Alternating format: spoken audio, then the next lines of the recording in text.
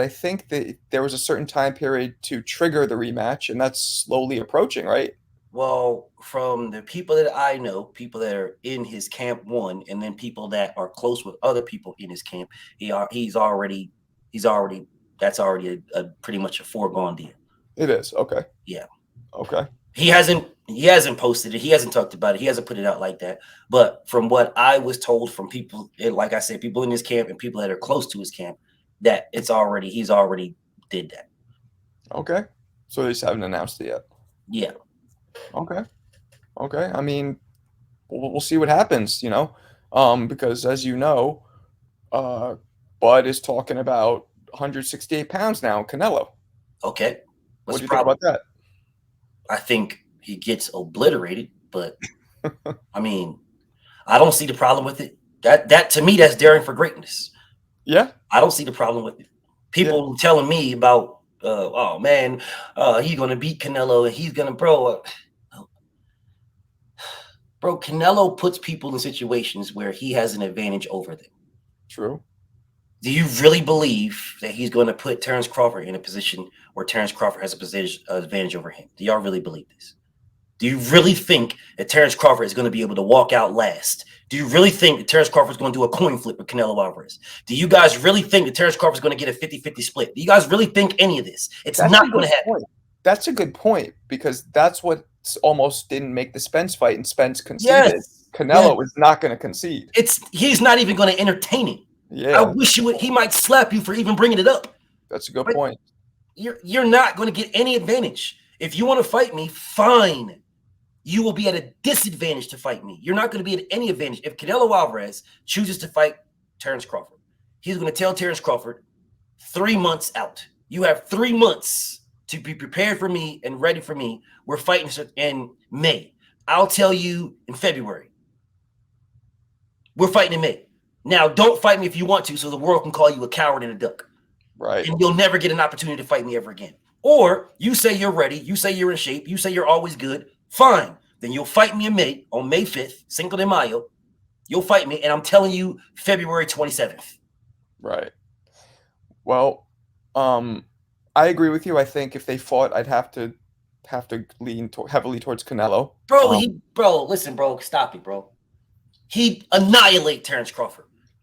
Bro, Terrence Crawford is a phenomenal fighter. He's a #1 pound for pound fighter on God's green earth right now. Yep. And he's that because he beat the guy who was up there. That's why he is that. No other reason. Right. Bro, we talk about Terrence Crawford being able to take a punch and stuff like that and his chin. Bro, Canelo Alvarez got hit by Gennady Golovkin multiple times. Yeah. No. Do you really think that Terrence Crawford hits harder than Golovkin? Do you really believe this? I'm with you. I think it's a bad matchup, but it's a horrible matchup, bro. He would just walk him down. You'll just take shots from me all day long. I'll just take your shots. What, you gonna think you're gonna outmuscle me? Is that what you think? But like you said, he's trying to dare to be great. So I have no problem with it. No problem. I give that man all the. I ain't giving him nothing. He'll earn all the respect in the world for daring to be great. I got no beef. Right. I'm not stopping you, bro. Right. I'm not stopping you. But what I tell you is the only reason why he is mentioned about Canelo is if you remember history. Terrence Crawford said he's never going to fight Canelo because Canelo's too big. That's what he said like 2 years ago. He said it a few days after before he changed his mind. Even he said it again. Yeah. So we can remove all that. The only reason why he is thinking about fighting Canelo Alvarez because that's his last big bag.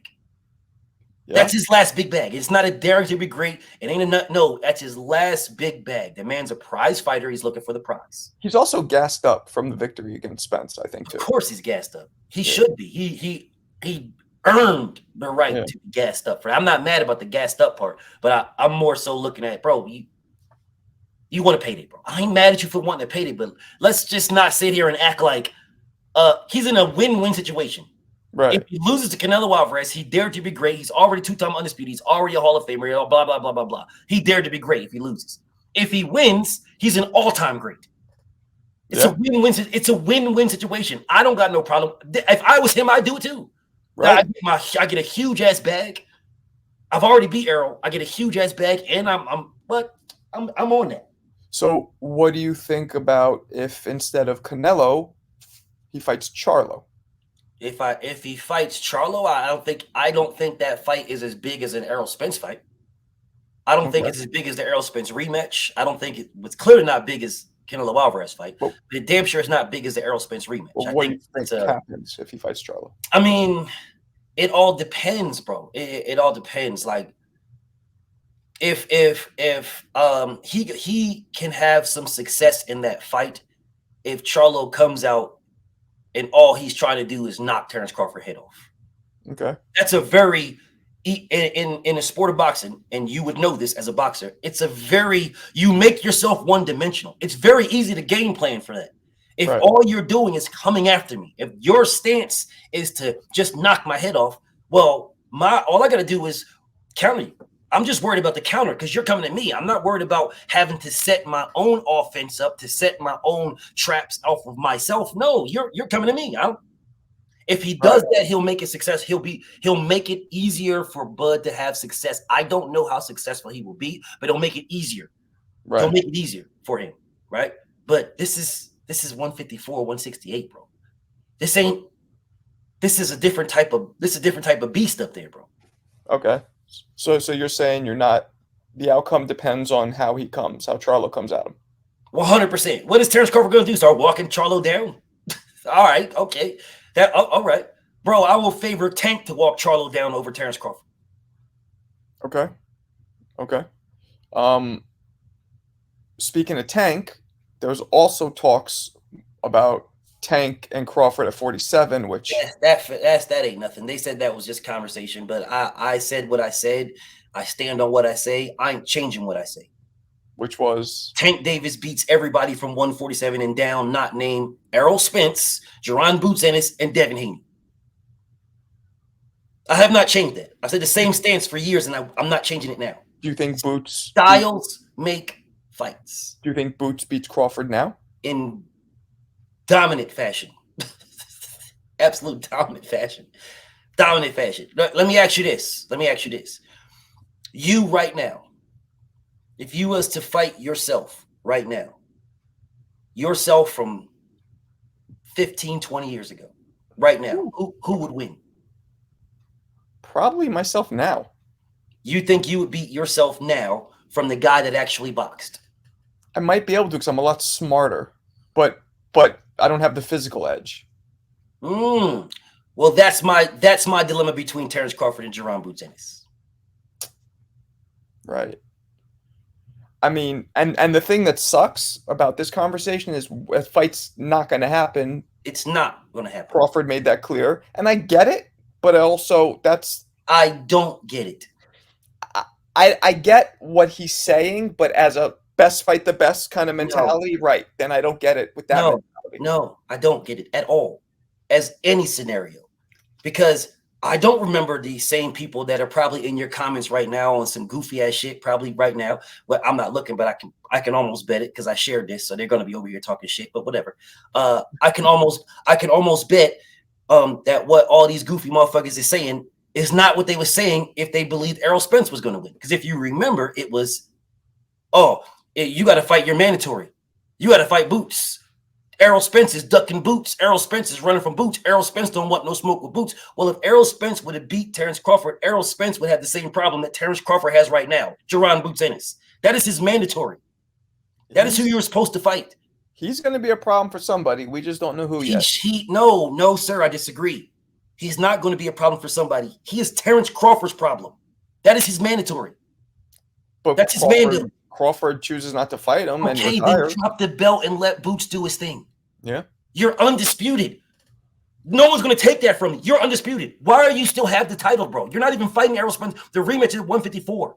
Mm-hmm. What do you have the belt for? It's going to probably be stripped. Yeah. Why would it be stripped? He didn't do that when he beat Ndongo. He's probably going to go for 54. Okay. When he beat Ndongo, his mandatory was who? Sergey Lipinets. Sergey Lipinets stepped aside to allow him to fight Ndongo. Okay. The winner was mandated to fight Sergey Lipinets. You had to fight him. They gave him X amount of time. You got to fight this man. It was the same thing with Boots. Same thing. The winner of this fight must fight Boots. What is the problem, man? If you're not going to fight, you vacated the IBF belt the week you won it. You didn't Yeah. hold on to IBF's title for a week, bro. You won the belt. You came undisputed. By the end of the week, you vacated it. Bro, oh, you were already undisputed. I ain't got no beef, bro. I don't got no issue. You did what you had to do. Okay, well, you did it now. Why are you still holding on to it? There's a lot of weird moves happen. I mean, Canelo fighting Charlo to me was kind of not expected. It you know what I isn't. mean? But Terrence Crawford is not Canelo Alvarez. Right. So I'm asking, what is the reason that Terrence Crawford is holding on to the belt right now? For what reason? I don't know. There's a lot of, that's my point. Even Fury fighting Ngannou, like there's a lot of weird moves. Well, Fury and Ngannou, and I don't want to get off what I was about to say, but let me pause that right quick. That's my reasoning. That's my issue that I have with Bud. When I told you, when people were saying you just hate Bud and blah, blah, blah. Right. No, look at his move right now. Right now. You beat Errol Spence. You're not rematching at 147. No belts are on the line in the rematch. Right. You're fighting a rematch at 154. There is literally no reason to hold up an entire division for no reason.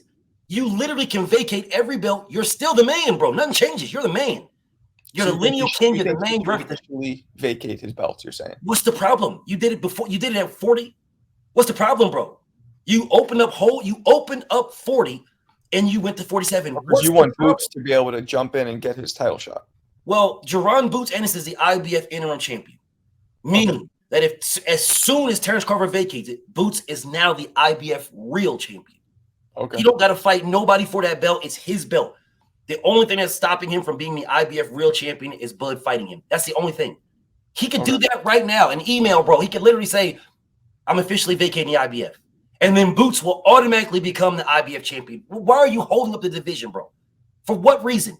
You vacate all the belts, then what would happen is the WBC will be vacant. It will be on a line between either Ugas and Thurman or Ugas and Barrios or whoever is fighting for that. It will be on the line for them. The WBA would automatically become Stanis Baratheon. It'll automatically become his. Automatically. The IBF will automatically become Boots. And then the WBO will be open for Virgil Ortiz potentially to fight somebody for it. What's the problem, bro? I don't understand, bro. You've accomplished the mission. And this is one of my reasonings why I say I don't like the man's moves outside the ring, not inside. He's a savant in the ring, bro. He's a genius. Right. Outside the ring, this is a trash ass move. There's no reason for it. What are you accomplishing? You were already 2-time undisputed. You know what that would be? It would be the equivalent of this man holding onto the belts at 140 right now. Yeah. There's no point. Well, I guess we'll see. I mean, as soon as the next fight's signed or whatever, maybe that's when the belts are dropped. Okay, well, he didn't have a fight signed when he dropped the other belts at 140. Oh. He had no fight signed. Right. He did not drop he dropped before he fought Jeff Horn. He had officially dropped every belt. Okay. He dropped the IBF title the week after he beat Indongo, and later, and he had, as it went on, he had dropped one belt. Then he ended up dropping them all. Right. Then he fought Jeff Horn. I don't understand the problem, bro. You accomplished the mission. Mission accomplished. Why are you still holding on to a test that you already passed a month and some change ago? And it might be a while, because. Well, you're saying that you think the rematch with Spence is happening, but let's say December. Oh, for sure. I mean, but if it doesn't, then he has to fight Boots. Canelo and Charlo are fighting, and for all we know, they could have a rematch. They have a rematch. No, we do. Right. They do have a rematch. Yes. So then, it's a one-way rematch for Canelo Alvarez. Okay. If Charlo beats Canelo, Canelo has a rematch. Okay. So who does Crawford fight? Let's say Spence doesn't trigger the rematch for whatever reason. Then he's stuck with who's he fight? Boots. That's his man, though, man. Yeah, but he said he's not doing that. So we're gonna sit here and say that's not a duck avoiding. We're not gonna do none of that. We're just say, oh no, he deserved it. He can move on and do whatever. That's one of the problems in the sport of boxing, bro. That's one of the problems. We slam Canelo Alvarez for it. We slam him, and rightfully so. And then we use Canelo Alvarez as a buffer for other fighters that we want to cozy up to. No, If you slam Canelo Alvarez for doing the wrong thing, then you slam everybody else for doing the same thing Canelo Alvarez is doing. I get it. I kind of look at it. I see both sides of that. There is no both sides, King. Because if you were the number one if you were number one and you were ready to get your title shot, you earned it, you fought for it, it's yours, you deserve it. right? There is no way that you will be sitting here telling me, oh, it's okay. Bud can just do whatever he wants I to got do. that. But if I was 35 years old and went through hell to be undisputed champion, Not go number through one pound for pound, one I person. would be okay with taking a smarter business decision Then route if as you well. take a smarter business decision, there is no reason to hold on to the belts because they have no business value. You're right. They're actually detrimental because you're paying for every one of them. You're right. So it's detrimental. It's not a business move. It's a bad one. I think he only pays when there's a fight. It comes out of the purse. It's a bad move, bro. It's a bad business move. Maybe he should. You're right. Maybe he should get rid of the belts. Maybe he should. Yeah. But what I'm asking you is this, because you said you see both ways. Right. What's the other way? If you're going to fight because you say he went through hell, he did not. He fought Errol Spence. Really, that's all he fought. He had a long career. I mean, any fighter who's been in the game that long career, got it. I got the long career part. But if I am a race car driver and I have a long career of driving race cars, but I only go up against Mario Andretti twice in 20 years, how bad is my record of racing? I'm not pretty much going up against the elite of the elites. I get what you're saying, but when you're a fighter, just being a fighter, it is what it is. I'm not even going to knock that stance. I'm not going to knock that stance. When you're a fighter, you're a fighter. I got it. I'm not going to knock that, but I stand on what I say. But I'm not going to knock that. What I will say is, if you are in the mood or in the motion or in the mindset that I'm 35 and it's time for me to maximize my dollars, to maximize my potential. It's business moves right now. What is the business move to holding on to the belts? Here, you're going to have to fight a young killer in Jaron Boots Ennis. That is not a good business move because he can arguably beat the brakes off of you and damage your business. It's a great business move for you to fight Charlo. It's an even better business move for you to fight Canelo Alvarez. Right. Your belts will not be on the line against either one of those.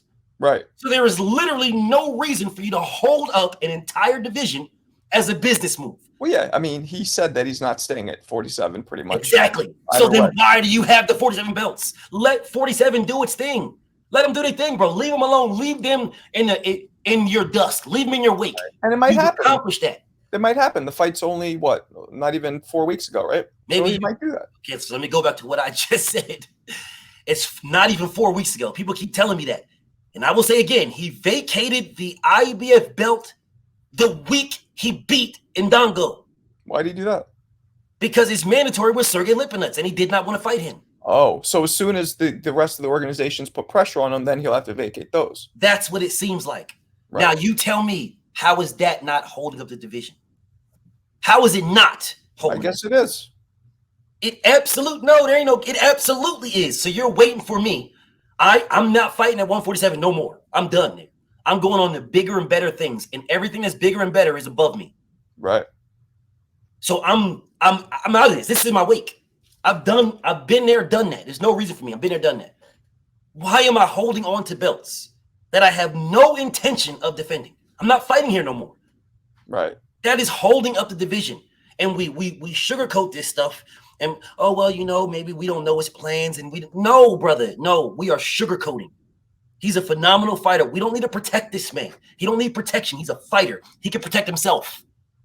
This man needs to leave that. He's not fighting there no more. Let the small fries go after my scraps. Go ahead, Boots. Go ahead, you guys. Go ahead. I feel you. So I got to wrap this up because I got to get my kids. But I want to ask you, briefly, the Fury versus Ngannou. What do you think about that? Yeah. So my sources said that if Fury loses to Ngannou, they're giving him a reprieve. They're giving him a pass for this fight. But because there's a rematch clause in there for Fury. So if Ngannou happens to beat him, there's a rematch clause for Fury. If he takes that rematch, he's going to get stripped. That means the WBC belt is going to be vacant.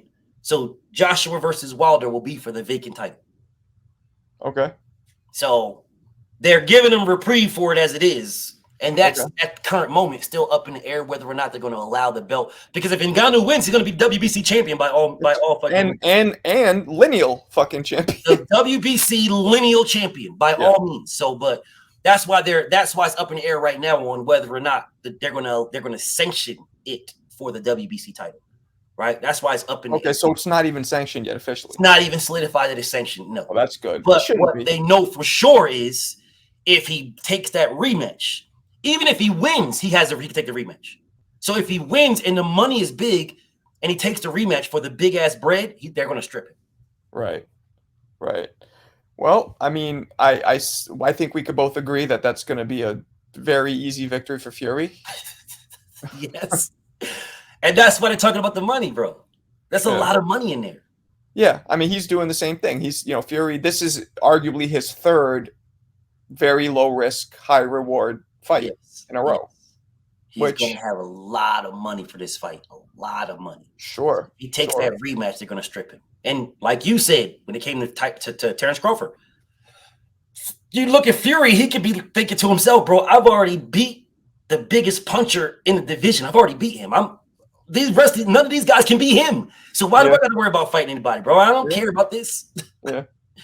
He could be on that type of time, which I think he is, which is why he don't want to fight Usyk, because it's a step down.